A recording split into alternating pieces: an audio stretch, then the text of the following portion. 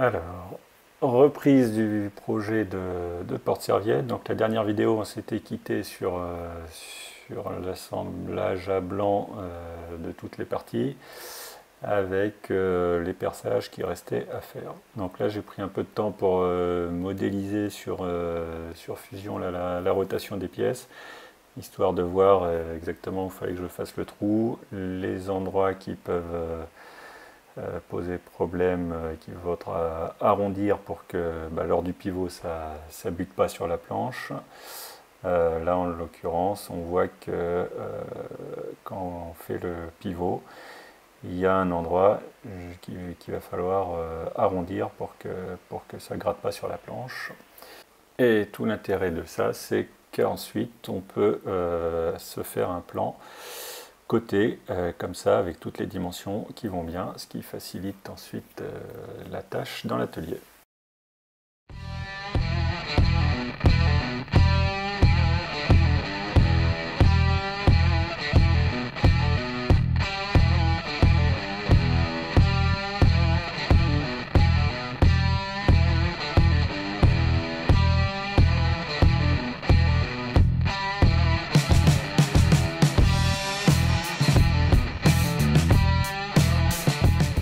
Alors, les perçages sont faits, donc là on voit bien la barre qui passe dedans, c'est pas trop mal, sauf que malgré tout, malgré le gabarit, et j'ai quand même un petit décalage, là on peut le voir ici, entre les morceaux, et en épaisseur également, là par exemple, on n'est pas à la même hauteur, là non plus, donc bon, on va faire avec. Je pense que je vais pouvoir rattraper ça en faisant non pas une seule grande barre en métal comme ça qui traverse tout, mais finalement plusieurs petites barres qui vont dépasser de 4-5 cm de chaque côté, et ça va me permettre pour chaque morceau de décaler la barre un peu en haut, un peu en bas par rapport au décalage qu'on a là, pour rattraper un petit peu ça. J'ai numéroté tous les morceaux ici et tous les morceaux là derrière, de façon à ce que justement je perce sur ces morceaux là et que chaque trou corresponde au morceau qui est en face. Donc là j'ai bridé la pièce intermédiaire noire là en dessous, et j'ai calé le morceau de frêne avec la pincetto là, de façon à ce que ce soit bien aligné à fleur de chaque côté et puis au bout aussi. Donc maintenant je vais me servir du trou déjà fait sur le morceau de frêne pour me servir de guide et percer le morceau qui est en dessous. C'est parti. Voilà, donc là il n'y a plus qu'à faire ça sur les 6 morceaux. Je vous passe les détails. Je le fais hors caméra. Donc voilà, tous les perçages sont faits sur ces morceaux-là, voilà, donc la prochaine étape maintenant, ça va être de couper en biais les morceaux de frêne, de façon à faire la partie qui va pouvoir pivoter et tester ça avant d'aller plus loin. Donc c'est parti.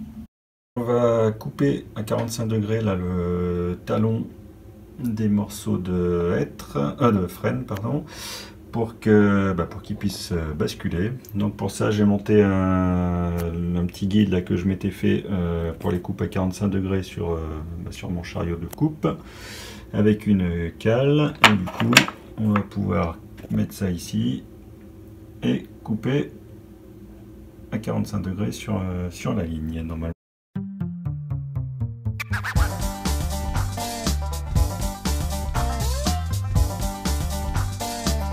Les morceaux sont coupés, donc maintenant je vais, je sais pas si on le voit bien à la caméra, j'ai fait une petite marque arrondie là, et je vais poncer légèrement l'angle de façon à ce que ça puisse pivoter quand il y aura la barre comme ça, sans que cette partie-là vienne accrocher le fond de l'étagère.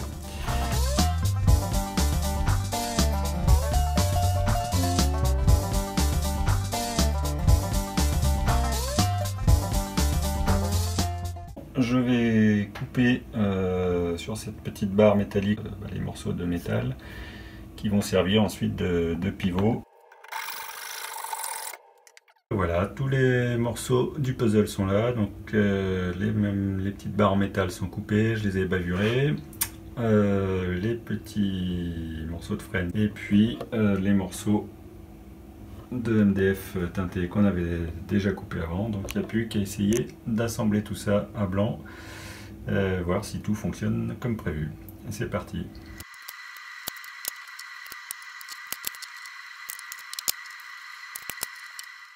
Alors la prochaine étape maintenant, ça va être de découper un fond que je vais mettre derrière l'ensemble là, parce qu'actuellement les pièces sont juste tenues entre elles par le petit axe qui sert de pivot, et du coup c'est pas solide, ça va s'ouvrir comme ça, donc je vais mettre un fond derrière tout ça qui va rigidifier et tenir l'ensemble.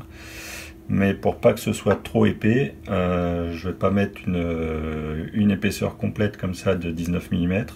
Du coup je vais redécouper dans le morceau qui me restait là une bande de à peu près de 10 cm de la largeur de ça, et je vais la refendre en deux de façon à avoir à peu près 8 mm, un morceau de 8 mm d'épaisseur que je vais mettre en fond.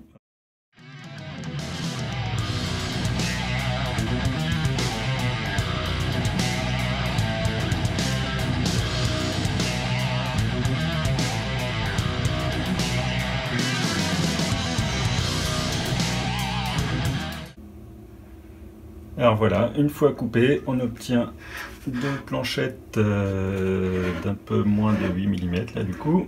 Je vais les passer un petit coup à la raboteuse de façon à avoir une planche bien égale partout et que le collage soit bon ensuite.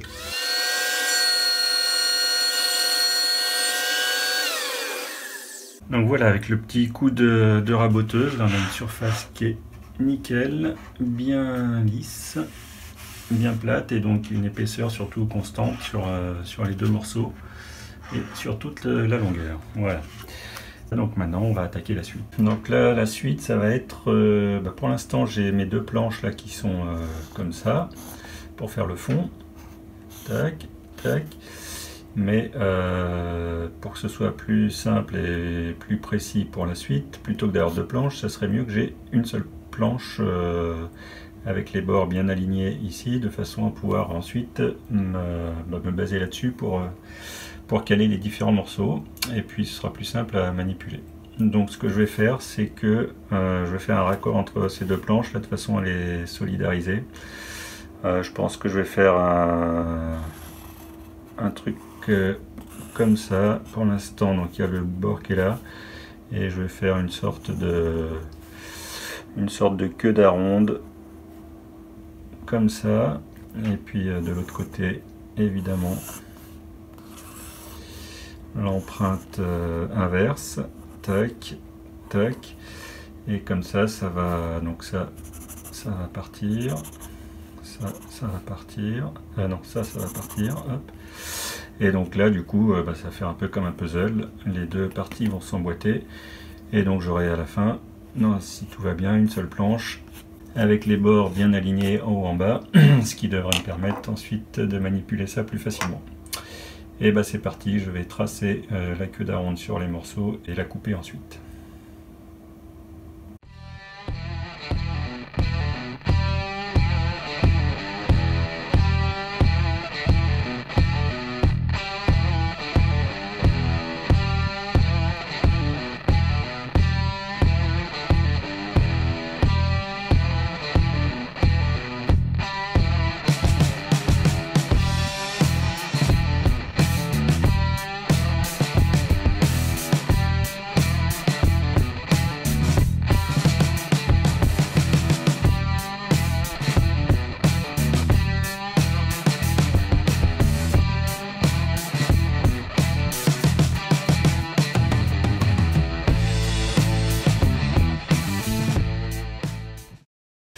Donc voilà, j'ai dégrossi à la scie les queues d'aronde, et je vais faire la suite au ciseau à bois.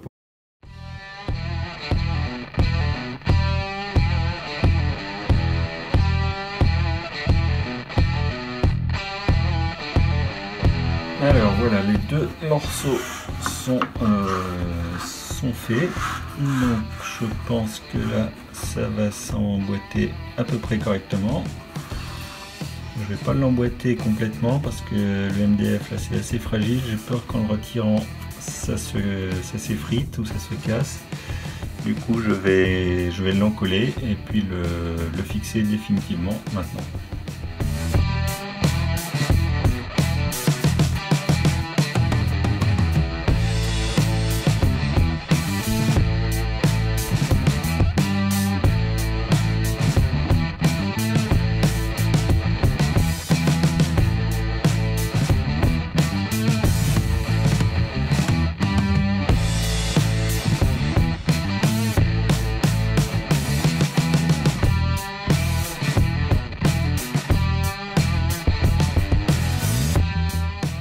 Bon ben voilà, le collage est fait, il n'y a plus qu'à laisser sécher ça 5 minutes et ça devrait être bon. Donc voilà, le collage fait, j'ai fait un petit coup de ponçage là pour enlever quelques traces de colle. Je ne vais pas insister plus que ça parce que de toute façon ça sera caché derrière les morceaux, donc ça c'est le fond, ça se verra pas. Donc on va en rester là pour ce collage, mais en tout cas voilà, du coup maintenant j'ai bien tout le fond, à toute la longueur, qui va pouvoir faire le fond entier du porte-serviette, et avec du coup le bord de référence là qui est bien droit sur toute la longueur, ce qui va me permettre de caler les autres morceaux dessus ensuite. Et bah c'est parti pour la suite. Maintenant je vais coller sur le fond le grand morceau là, qui va tout à fait à gauche ici, hop, de façon à pouvoir ensuite présenter à leur place les autres morceaux. Et en fait ce que je voudrais faire, c'est prendre des marques précises du coup où se trouveront les petits morceaux de frêne, de façon à pouvoir mettre un petit aimant à chaque emplacement, donc un aimant et puis une rondelle en métal côté morceau de bois, ou l'inverse, peu importe, mais toujours est-il que voilà, de façon à ce que être sûr que les petits taquets comme ça restent bien en place, qu'ils n'aient pas tendance à tomber tout seuls.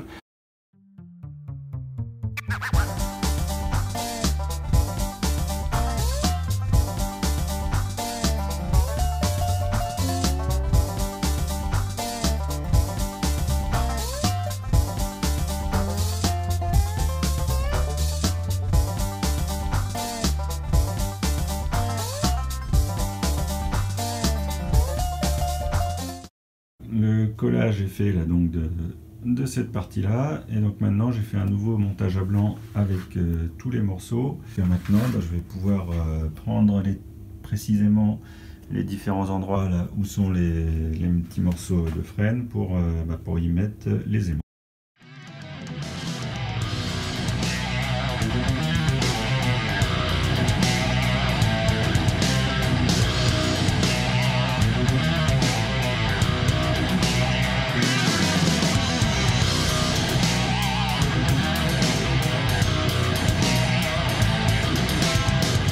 Alors voilà, les trous pour les pastilles sont faits sur les morceaux de frêne, ainsi que les 6 trous pour les aimants.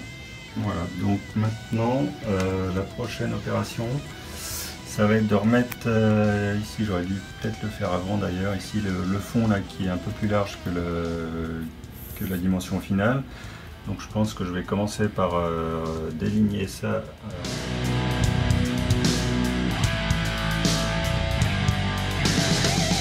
Donc voilà, la recoupe est faite ici, donc là maintenant on est tout à la bonne largeur. Donc maintenant j'ai monté sur ma défonceuse sous table une fraise à chanfreiner là, et puis on va attaquer les chanfreins sur les différentes pièces. Voilà, donc là hors caméra j'ai installé le guide de la défonceuse sous table avec l'aspiration. J'ai monté la fraise à chanfreiner dessus. Un petit capot de protection là, parce que comme on va usiner des petites pièces pour pas que les petites pièces là soient avalées par le grand trou derrière, même si c'est une fraise avec un roulement, il y a moins de risques, mais malgré tout je préfère mettre ça pour être plus en sécurité. Et bien voilà, maintenant je vais usiner donc les différentes pièces. C'est parti.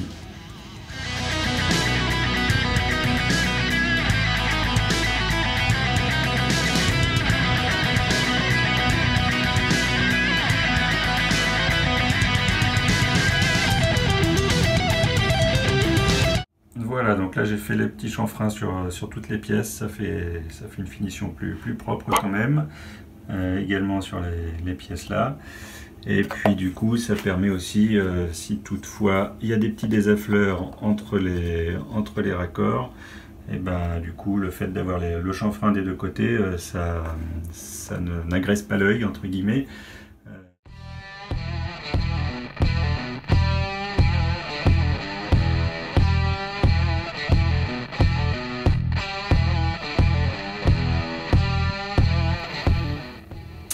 Donc voilà, les coupes d'onglets sont faites partout, des deux bouts, sur tous les morceaux. Donc maintenant je vais poncer les différents morceaux et ensuite on va pouvoir coller les aimants.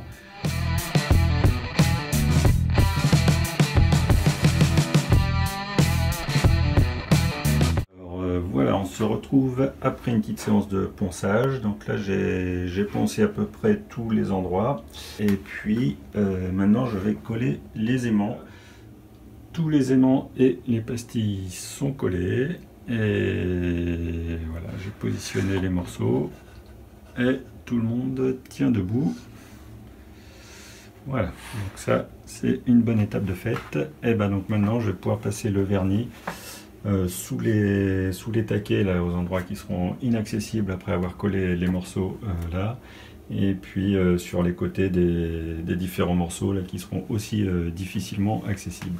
Une petite précaution importante là avant de passer le vernis, j'ai pris soin de masquer les endroits où il y aura de la colle ensuite pour que la colle adhère bien. Donc sur ces endroits là ici, il y aura les morceaux qui sont là, et donc si je veux qu'il n'y ait pas de problème de collage, là j'ai mis du scotch de masquage de façon à pouvoir passer le vernis ici sans qu'il y ait trop de vernis qui déborde sur les endroits où il y aura de la colle.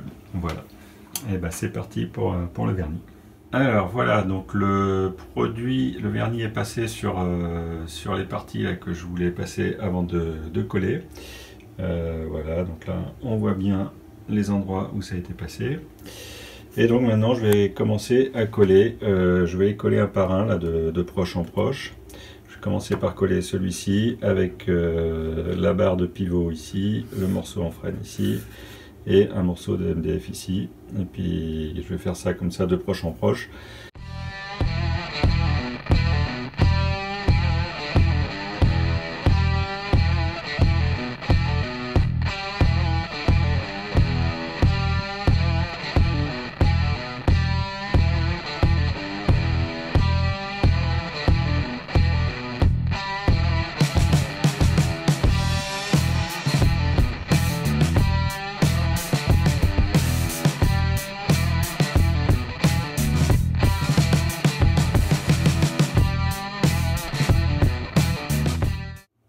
Alors voilà, le collage définitif est fait. Donc on est presque au bout du projet. Il y a deux opérations qui restent à faire. Là ici c'est une coupe à 45 degrés ici dans ce sens là, de façon à faire un système de French clit, c'est-à-dire pouvoir éventuellement poser des accessoires, enfin accrocher des accessoires ici. Et puis une petite encoche à faire de ce côté-là pour pouvoir venir s'encastrer sur la moulure de la porte là, qui est dans la salle de bain autour. Là on va s'attaquer à faire la coupe à 45 degrés sur la longueur là. Pour ça je vais utiliser la défonceuse avec une fraise à chanfreiner.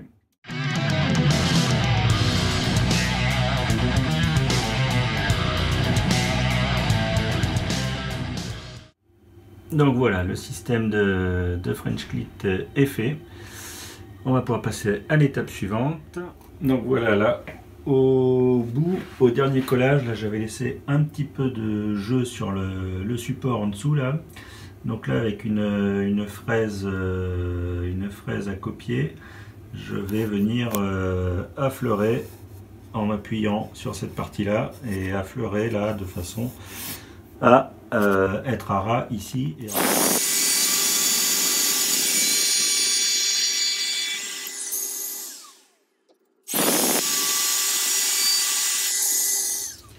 Alors là j'ai retourné la pièce et de ce côté là qui va se retrouver le long de la porte, en fait le long de la porte là j'ai une moulure tout le long qui va me gêner du coup puisque ça c'est prévu pour être à fleur du mur. Donc je vais défoncer là une bande pour passer par dessus la moulure qui est sur la porte. Donc pour ça sur la défonceuse j'ai monté une fraise là qui a un profil qui correspond à peu près à celle de la moulure.